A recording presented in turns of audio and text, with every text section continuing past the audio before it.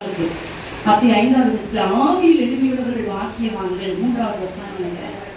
அது ஒரு ஆட்சியம் அப்படிப்பட்டது. இந்த ஆவியில் எளிமை அப்படின்னா என்ன அர்த்தம் தெரியுமா? ஆவியில் எளிமை அப்படின்னா நம்ம மனசுக்கு பாத்தீங்கன்னா மனசு சிந்தனை, இந்த சிந்தை இந்த உலக பிரகாரமான எந்த காரியங்களிலும் நம்முடைய மனதில் லயிக்காமல், அதாவது அதுல இன்ட்ரெஸ்ட் போகாம எப்பவும் மனசு ஏசப்பாவே நினைச்சிட்டு இருக்குது. ஆவியில் எளிமை.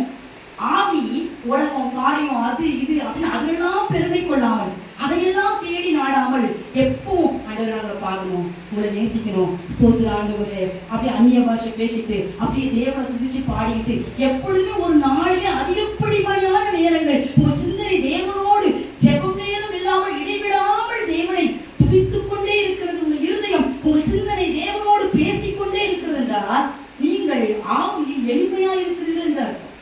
ஆவியில எளிமையா இருக்கிறவங்களுக்கு என்னதாமா அப்படின்னா என்ன வேதம் சொல்லுது? சிந்தனை முழுவதும் அவருடைய எண்ணங்களினாலும் அவருடைய அபிஷேகத்தினாலும் அவருடைய வார்த்தையினாலும் அவருடைய அன்பினாலும் நிரப்பப்பட்டவன் தான் விடுவிக்கப்பட்டவன்.